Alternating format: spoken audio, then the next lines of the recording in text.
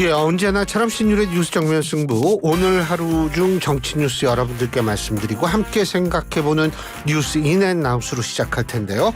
오늘도 너무너무 명랑한 우리 YTN의 이우영 아나운서 함께하겠습니다. 어서 오십시오. 안녕하세요, 이우영입니다. 아, 그렇죠. 네. 이렇게 착착 맞아야 돼요. 네. 네. 오늘 저녁은 뭐예요? 근무 주말인데. 오늘 저녁에요? 네. 근무하죠. 아, 근무해요? 네. 밥은? 밥은요? 네. 밥은 뭐 닭가슴살 먹겠죠? 네. 아, 얘기 안 했나? 내가 얘기했는데. 어떤 걸 말씀하시는 거죠? 됐어요. 뭐. 네. 또 저만 이렇게 남겨두고 그런 거 이제 전문 용어로 왕따. 그렇죠. 네. 그런데 이렇게 직장 내 괴롭힘이 그런데 만연합니다. 그런데 그렇구나. 지갑 갖고 다녀요? 네? 지갑. 지갑이요? 요즘은 잘 안 가지고 다닙니다. 카드 지갑 정도만. 카드 지갑. 네. 아니 이왕이면 뭐 카드 지갑을 왜 갖고 다녀요? 휴대폰에 넣고 다니지. 휴대전화에 붙어 있는 카드 지갑 들고 다닙니다. 휴대전. 야, 그 취향이 또 아주 네, 자석. 고전적이네. 또. 아니 이렇게 하는 거 말고요. 이렇게 붙이는 거.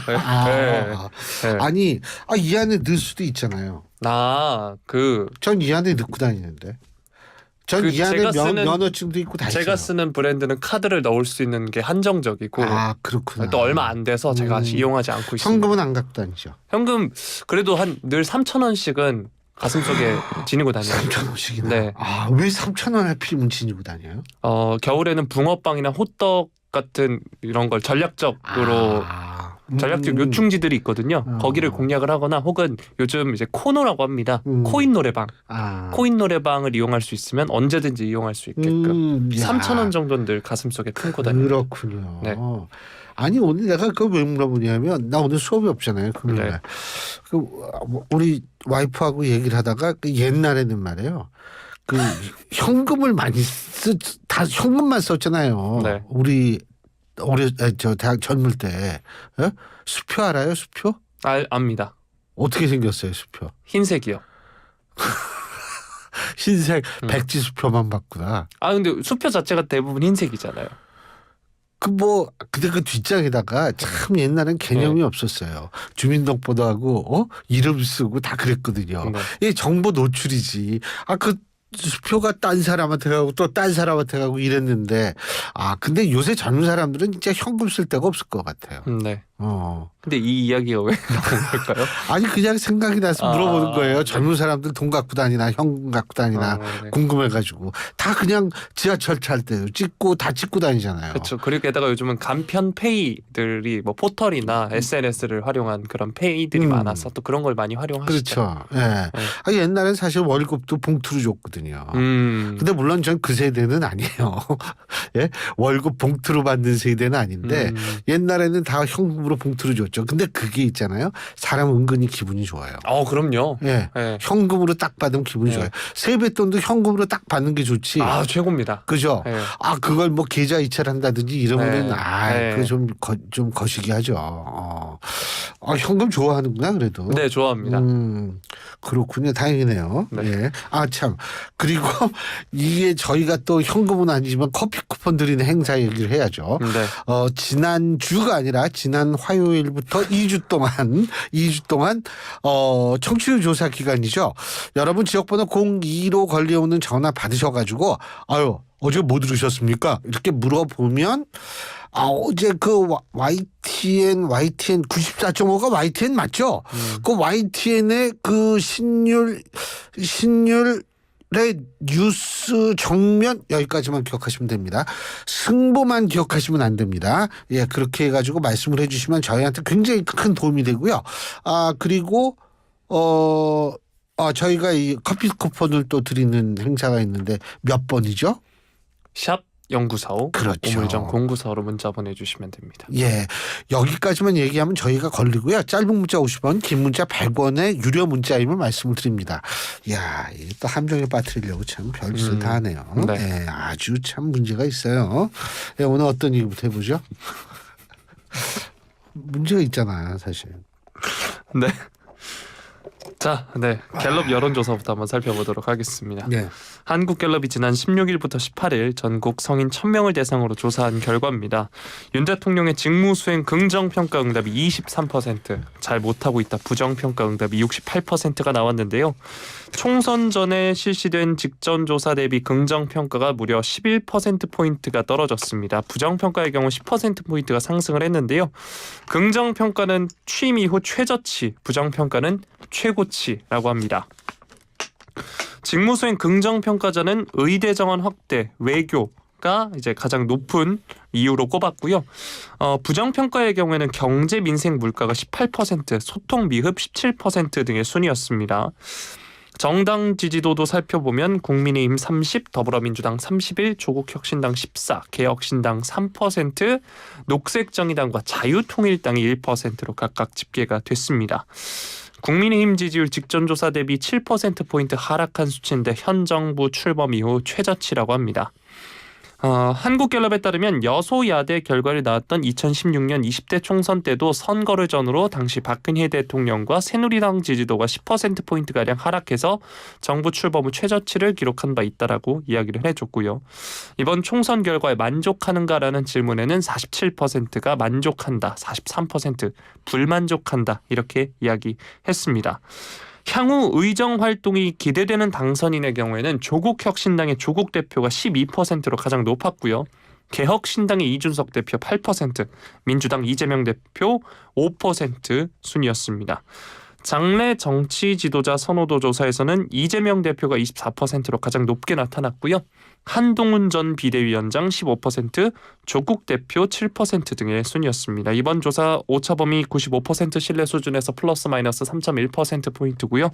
무선전화 조사원 인터뷰 방식으로 진행이 됐고 응답률 12.1%였습니다. 자세한 내용은 중앙선거 여론조사심의위원회 홈페이지를 참조하시면 되겠습니다. 자, 어제 소개해드린 여론조사처럼 오늘도 마찬가지입니다. 대통령 지지율과 국민의힘 지지율 하락세가 눈에 띄는데요. 이번 여론조사 결과 어떻게 보시나요? 아이고 뭐 어제도 11%포인트 떨어졌죠. 오늘도 떨어졌죠. 예, 지금 또 우리 기우영 아나운서가 고맙게도 열심히 찾고 있습니다. 좀 이따가 말씀드릴 겁니다. 퍼센티지는 말씀 안 하시길 바랬습니다. 어제 NBS 조사에서도 11%포인트 떨어지고 오늘도 11%포인트 떨어졌는데 이거는 사실 선거 직후에 나타나는 이른바 동조현상 때문에 그렇기 때문에 저는 한 2주 후에는 올라갈 거라고는 봅니다. 그런데 제가 여기에서 좀 눈여겨본 조사가 있어요. 자, 이재명 대표의 그 차기 지도자 선호도가 이재명 대표가 24%가 나왔는데요. 3월 첫째 주 5일부터 7일까지 조사한 건데요. 3월 첫째 주 한국갤럽 조사보다는 1%포인트 상승한 겁니다. 그리고 한동훈 전 비대위원장이 9%포인트 떨어졌어요. 저는 이거 보면서 어떤 생각이 드냐 하면 이번 총선 패배 책임이 윤석열 대통령 책임이냐 아니면 한동훈 전 비대위원장 책임이냐 이거 가지고 티격태격 하는데 거기에요. 그거 가지고 남 탓할 이유가 없습니다. 제발 좀 그 국민의힘 좀 정신 차렸으면 좋겠고요. 이거 뭐 서로 남의 탓하고 그러면은 뭐 국민들이 야 그런가 이게 훨씬 낫네 이렇게 생각 안 합니다. 그나마 오차범위 내지만 한동훈 위원장이 좀 적게 떨어졌으니까 그런 차원에서 조금 윤석열 대통령보다 낫다라고 볼 수가 있는 측면도 없지는 않습니다만 거기에요. 한 가지. 여기서 중요한 게 있습니다. 민주당이 이 여론조사를 보고서 느끼는 게 있어야 돼요. 뭐냐면 이재명 대표 3월 첫째 주 조사보다 1%포인트밖에 오르지 않았죠. 이 얘기는 뭐냐면 이번 총선에서 국민들이 이재명 대표의 민주당 좋아서 찍은 거 아니라는 얘기입니다. 그러니까 민주당 맨날 얘기하죠. 우리들 다수 의석을 만들어준 국민들의 뜻을 받들어 이렇게 얘기를 하는데 그렇게 자신 있게 얘기할 근거 그렇게 크지 않다라는 게 이번 여론조사에서 보여준 겁니다. 그리고 사실 한국갤럽 여론조사하고 이왕 얘기 나왔으니까 어제 나온 MBS 조사하고 보면은 국민의힘하고 더불어민주당 지지율 거의 차이 없습니다. 자, 이거를 보더라도 마찬가지입니다. 제발 자의적 국민 해석을 하지 마시고 본인들이 보다 겸손한 자세로 나가주기를 바랄 뿐이에요. 그래야만 지금 현재 21대 엉망진창이었던 21대 국회보다 조금이라도 22대 국회는 나아질 거라는 희망을 우리가 가질 수 있지 않겠습니까? 좀 희망을 좀 줘보십시오. 저는 그랬으면 좋겠어요. 그 희망의 단초, 실종된 정치를 다시 찾는 겁니다. 어떻게? 아무리 이 의석이 작더라도 상대와 타협하고 협의하고 협상하면서 실종된 정치를 찾아주는 것, 이것이 국민들을 위한 희망 만들기의 일부분이라는 사실을 전 좀 얘기하고 싶어요. 아유, 얘기해 주세요. 네, 조금 전 언급된 여론조사 엠브레인 퍼블릭, 케이스텔 리서치, 코리아 리서치, 한국 리서치가 지난 15일부터 17일 전국 만 18세 이상 남녀 1,004명을 대상으로 진행한 조사고요.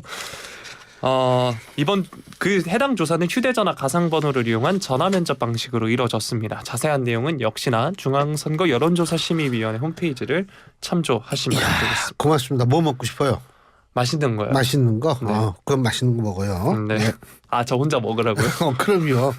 내가 그냥 뭐 먹고 싶냐고 물어봤지 내가 언제 사준다 그랬어요? 네. 예. 알겠습니다. 수고했어요, 근데. 네. 자, 다음 소식 살펴보도록 하겠습니다. 윤 대통령이 국정투톱인 새 국무총리와 비서실장 인선을 놓고 고심을 거듭하고 있다라고 합니다. 지난 총선 직후 한덕수 총리와 이관섭 비서실장이 사의를 표명한 이후 조기에 인사를 단행할 것이다 이런 관측이 있었는데 현재까지 9일째 장고가 이어지고 있는데요.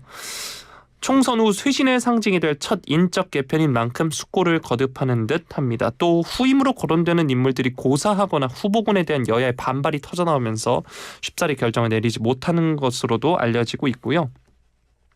대통령실 안팎에서는 오늘 비서실장부터 발표할 것이다 이런 예상이 흘러나오기도 했는데 다음 주 초로 미뤄질 가능성이 큰 분위기라고 합니다. 다만 또 마냥 인사를 미룰 수는 없는 상황인데요. 여권에서는 총선 패배를 수습하기 위해 인선을 서둘러야 한다 이런 요구가 이어지고 있습니다. 후임 인사가 늦어지면서 비선 실세 논란과 같은 인사 난맥상마저 드러나면서 대통령실은 더욱 곤란한 처지가 됐고요. 이에 따라 국회 인사청문회 절차가 별도로 필요 없는 비서실장 인선부터 서둘러야 한다 이런 지적이 나오고 있습니다. 최근 윤 대통령과 이야기를 나눴다는 권영세 의원은 지금 급한 건 비서실장과 사의를 표명한 대통령실 참모들을 임명하는 절차다라고 강조를 했습니다. 이런 가운데 비서실장 후보로 국민의힘의 정진석 의원이 부상하는 분위기가 감지가 되고 있는데요. 충청권에 기반을 둔 정 의원 국회 부의장을 지낸 5선 중진으로 청와대 정무수석으로 일해본 경력도 있기 때문에 이야기가 나오고 있습니다. 게다가 윤 대통령과 친분도 두텁다라고 이야기가 나오고 있죠. 또 이와 함께 장제원 의원, 원희룡 전 국토교통부 장관들의 이름도 본인들 의지와는 상관없이 계속해서 오르내리고 있습니다. 총리 후보로는 민주당 출신인 김한길 국민통합위원장, 박영선 전 중소벤처기업부 장관 등이 물망에 있고요. 정진석 의원의 경우에는 일각에서 총리 후보로도 거론이 되고 있습니다. 이런 가운데 박영선 카드의 경우에는 가능성이 점점 낮아지는 분위기라고 하는데요. 국회 임명동의 표결이 아무래도 걸림돌입니다. 이미 민주당 내부에서 정치 공작이라면서 공개적으로 반발을 하고 있고 국민의힘 여권에서도 과거 박 전 장관이 박지원 전 국가정보원장 등과 함께 대여 공세 선두에 섰던 이력 등을 들어서 이탈 조짐을 보이고 있습니다. 비서실장 후보로 거론됐던 양정철 전 민주연구원장과 박 전 장관 카드는 이러한 논란을 감수하면서까지 강행하기는 쉽지 않을 것이라는 게 정치권의 지배적인 관측이라고 합니다. 일각에서는 앞서서 말씀드린 것처럼 오늘 비서실장 임명이 이뤄질 가능성이 거론되기도 하는데요. 이 소식 뉴스인 부탁드리겠습니다. 제가 알기로는 오늘 원래 하려고 그랬는데 오늘 안 한다는 걸로 알고 있고요. 그리고 뭐 여러 얘기가 나오는데 장제원 의원 같은 경우에는 지나치게 친윤 색채가 강해요. 장제원 의원 같은 분 물론 뭐 훌륭하신 분이지만 비서실장으로 임명했다가는 아직도 이 자기 사람만 가지고 정치하는구나, 정신 못 차렸구나라는 얘기 나올 수 있습니다. 그리고 원희룡 전 장관 얘기가 나오는 게 잘 이해가 안 돼요. 원희룡 전 장관은 지금 현재 여권 내에서 차기 유력 대선 대선 후보 중에 한 사람입니다. 그런데 이런 사람을 비서실장을 한다? 전 이게 이해가 안 돼요. 왜 그러냐 하면 이게 이렇습니다. 일반적인 경우는요. 자, 차기 대선 후보다? 차기 대선 후보가 열심히 될 때가 언제예요? 차기 대선 직전 아니에요. 그죠? 그때 되면 현직 대통령은 레임덕에 빠지고 지지율 빠집니다. 예? 그렇게 되면 대선 후보들은 아무래도 그때 당시에 대통령을 사실은 좀 딛고 일어날 수밖에 없는 상황이 되거든요. 그런데 지금 비서실장을 해버리잖아요. 그러면 그때 본인이 현직 대통령을 뒤들려고 한다 하더라도 사람들은 이미 그 대선 후보와 현 정권의 이미지를 오버래핑 해가지고 거기가 거긴데 지금 무슨 얘기하지라고 생각을 하면 이게 대선 후보로서는 상당히 좋지 않습니다. 그래서 그 사례가 있어요. 실제로 그 김대중 대통령 시절에 김중관 비서실장이 대표적인 예거든요. 대선 후보, 유력 대선 후보고 아주 이미지도 좋고 했는데 결국은 성공 못했거든요. 이 대통령 비서실장을 지낸 인물이 대선 후보 된 적이 우리나라에서 한 번도 없어요. 그래서 제가 볼 때에는 원희룡 전 장관의 이름을 자꾸 거론한다라는 건 여권 내에서 귀중한 대선 후보 인적 자원을 일찍부터 소모하는 결과가 되지 않나라는 생각을 합니다. 그래서 전 원희룡 전 장관은 자꾸 거론되는 게 본인한테도 안 좋고 이 정권 재창출이라는 입장에서 도 그다지 합리적인 접근은 아니지 않나 이런 생각을 합니다. 사실 비서실장이 대통령이 하고 싶은 걸 하면 되는 거지만 대통령은 현 정권을 성공적으로 운영하고 마무리도 잘하는 그런 것을 목표로 하지만 여권은 정권 재창출을 목표로 한다라는 사실 이것도 사실 좀 생각을 해봐야 될 부분인 것 같습니다. 네. 날은 따뜻해지고 있는데 전국은 계속 추워지고 있습니다. 자, 다음 소식 살펴보겠습니다. 예. 자, 더불어민주당 오늘 대통령실 일부에서 거론된 박영선 국무총리, 양정철 비서실장 카드를 두고 야당 인사 빼각이라면서 대통령실을 맹비난하고 있는데요. 정청래 최고위원은 민주당을 배신하고 떠난 자를 국민의힘이 공천했을 때 어떤 참패를 야기하는지 알았을 텐데 아직도 민주당 진영 빼내가기 인사를 시도할 작정인지 황당한 하마평들로 무성하다 이렇게 비판을 했고요. 최근 인선 논란을 두고 대통령실 내부에서 빚어진 혼선과 난맥상의 배경에 윤석열 대통령 부인 김건희 여사가 자리하고 있다면서 비선의 인사농단이라면서 파상 공세를 폈습니다.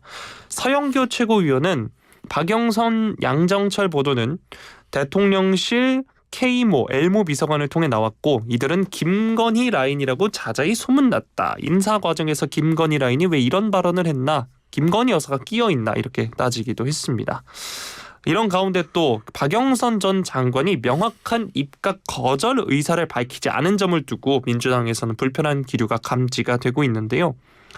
지난 17일에 이 유력 검토 보도가 나온 이후 양 전 원장은 즉각 뭘 더 할 생각이 없다라고 일축을 한 반면에 박영선 전 장관의 경우 침묵을 지키다 이튿날인 어제 협치가 기묘하다고 생각한다. 그러나 지금 우리 사회는 서로 마주보고 달리는 열차처럼 두 도시 이야기처럼 보여지고 있다. 이렇게 글을 올렸는데요.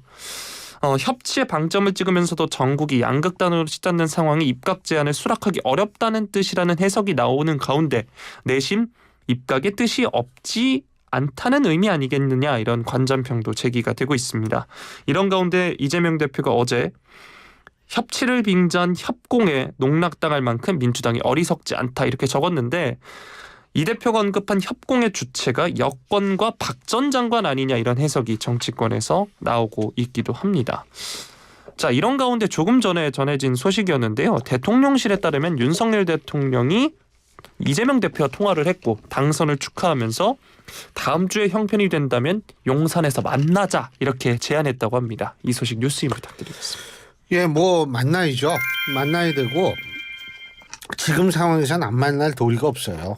근데 사실은 상황이 이렇게 되기 전에 좀 만났으면 모양새가 좀 날 뻔했는데 그렇지 못하지만 어쨌든 만난다는 거 좋습니다. 그리고 이재명 대표한테 만일 야당 사람을 쓰려면 물어봐야 돼요. 누굴 썼으면 좋겠냐고 물어봐야 되고 이왕이면 몇 사람 좀 추천해 주십시오. 라고 얘기를 하는 게 그게 맞는 얘기예요. 예? 그래야지 야당 지금 문제가 뭔지 아세요? 야당은 여당을 인정하네요. 예? 그리고 대통령 여권은 또 야당이 야당 대표를 잘 인정하려는 모습을 보이지 않고 있어요. 예? 이러니까 이게 양쪽에서 계속 이렇게 되니까 정치가 실종이 되는 거예요. 수의 논리를 따지지 말고 서로가 서로를 인정해 주는 모습을 보였을 때 정치는 살아날 수 있거든요. 우리는 지난 20일 때 정치를 한 번도 구경해 본 적이 없습니다. 제가 흔히 얘기하는 게 있죠. 근육도 안 쓰면은 표화가 되는데 예? 이 정치가 실종된 게 오래되면 정치 자체가 퇴화돼서 없어질 수가 있어요. 예? 난 그 사람들 이 정치하는 사람들 진짜 재밌는 게 뭔지 아세요? 자기 스스로 자기의 발판을 없애고 있어요. 예? 낭떠러지로 떨어질 작정을 하는 거죠. 제발 좀 이성들을 찾았으면 좋겠는데 저는 어쨌든 그 순서나 논리적 이 순서가 이재명 대표 만나서 물어보고 추천 좀 해달라고 그러고 이거 뭐 손해나는 게 아니잖아요. 예? 그러면은 뭐 내가 추천을 누구를 했는데 왜 그 사람 안 쓰냐고 따지게 될 겁니까? 그거 아니잖아요. 그러니까 이런 식으로 하면서 정치는 보여주는 게 되게 중요해요. 예? 아니 급하면 쇼라도 해야죠. 그게 이 독일에 그게 원래 독일에선 폴리틱 알스 쇼 게셰프트라는 거. 그러니까 Politics as Show Business라는 그 책도 있어요. 쇼 비즈니스 보여줘야죠. 예. 이번에 얼만큼 잘 보여준지 한번 저희가 지켜보겠습니다. 예. 네. 제가 앞서서 날이 따뜻해지는데 전국은 차가워지고 있다라고 얘기 드렸잖아요. 네. 요즘 그 젊은 친구들의 밈 중에 그런 게 있습니다. 뭐요? 꽁꽁 얼어붙은 한강 위로 고양이가 걸어 다닙니다. 아하. 이게 굉장히 유행인데 꽁꽁 얼어붙은 한강 위로 고양이가 걸어 다닌다. 그걸 이제 차용을 하자면 꽁꽁 얼어붙은 전국 위로 정치인들이 걸어다닙니다. 정치인. 네. 그렇군요. 근데 고양이는요 살살 걸어다녀가지고 빠지질 않아요, 잘. 네. 네. 우리 집에서 길고양이 2마리 키우잖아요. 그럼요, 고양이 전문가시니까요. 뚜뚜하고 세븐이 왜 세븐인지 아세요? 7살이어서요? 아니에요. 네. 그 편의점 이름 중에 세븐가 있잖아요. 그 앞에서 주워와가지고. 네, 알겠습니다. 자, 다음 소식입니다. 이스라엘이 이란의 보복 공습에 맞서서 이란 본토에 대한 재보복을 감행했다 이런 소식이 전해졌는데요. 이란이 시리아 내 자국 영사관 공격에 대한 보복으로 지난 13일 밤 이스라엘의 대규모 심야 공습을 단행한 지 6일 만입니다. 이스라엘은 미국 등 국제사회 만류에도 재보복에 나서고 이스라엘의 재보복 시 이란도 거대하고 가혹한 응징을 공언한 만큼 보복의 악순환 움직임 속에 중동 전운이 다시금 고조가 되고 있다라고 하는데요. AP통신은 시리아 남부에서도 공습이 이뤄진 것으로 알려졌다 이렇게 보도를 했습니다. 또 러시아 타스통신은 이스라엘이 이란 내 목표물에 미사일 공격했다 이렇게 보도를 했고요. 이란 반관영 파르스 통신의 경우에는 이스파한주 주도 이스파한 공항에서 폭발음이 들렸으나 당장은 원인이 알려지지 않았다 이렇게 전해지고 있습니다. 이스판주는 이란의 우라늄 농축 중심지인 나탄즈 핵시설을 비롯해서 그렇죠. 다수의 핵시설이 들어서 있는 지역이라고 하는데요. 미국 CNN 방송 취재에 응한 미국 정부 당국자는 이스라엘이 이란의 핵시설은 겨냥하지 않았을 것이다 이렇게 이야기하기도 했습니다. 네, 이스라엘이 이란의 보복 공습을 단행했습니다. 이란은 또 이스라엘의 공격은 없었고 그로 인한 피해도 발생하지 않았다 이렇게 주장을 했는데요. 정말 피해가 없는 건지 어떻게 보시나요? 당연히 피해가 있겠죠. 그리고 지금 이란 같은 경우에 이게 이스라엘 공격인지 뭔지 뭐 확인을 못하겠다 이런 식인데 이거는 결국 뭐냐면 양측 다 확전 의지가 없다는 거고 그래서 오늘 우리나라 코스닥 코스피 지수도 폭락하고 환율 오르고 이렇게 됐는데 제가 볼 때 이거는 다음 주 되면 다 정상화될 거라고 봅니다. 이 확전은 전 분명히 안 될 거라고 보고 사실 그만큼 이스라엘이 서지컬 스트라이크 그러니까 그 아주 정확하게 딱 그 지점만 때리는 이런 식의 공격을 했고 피해를 최소화하는 방향의 공격을 했기 때문에 저는 이건 확전은 그렇게 했다는 사실 자체가 확전을 원하지 않는다는 의미고 하지만 이스라엘이 그나마도 안 할 수는 없죠. 맞고 가만히 있으면 이게 사방에서 이제 치고 들어올 거 아니에요. 그러니까 당연히 본인들의 확실한 의지는 보여주되 확전은 방지하는 이른바 영리한 보복을 했다라고 볼 수가 있고요. 이것도 한 가지 우리가 주목해야 될 게 있어요. 북한이 여기 들여다보고 있을 거거든요. 근데 미국이 이스라엘한테 자제 요구를 했어요. 근데 이스라엘은 쐈어요. 이렇게 된 거를 북한이 좀 아주 심각히 좀 받아들였으면 좋겠어요. 마치 뭐 미국이 말리면 모든 나라가 그 말 듣는 게 아니라는 거 이스라엘이 보여줬거든요. 어떤 면에 있어서 볼 땐 인명피해도 없고 확전될 가능성은 좀 크지 않다고 보기 때문에 이런 것들은 북한한테 그나마 다행스러워. 우리 입장에서는 북한에게 너무 그렇게 자의적으로 상황을 해석하지 말라는 어떤 하나의 중요한 워닝이 될 수가 있거든요. 그런 의미에서는 저는 우리가 이 이란에 대한 보복 공습 우리 입장에서 볼 때에는 좀 주목할 필요는 있지 않을까라는 생각이 듭니다.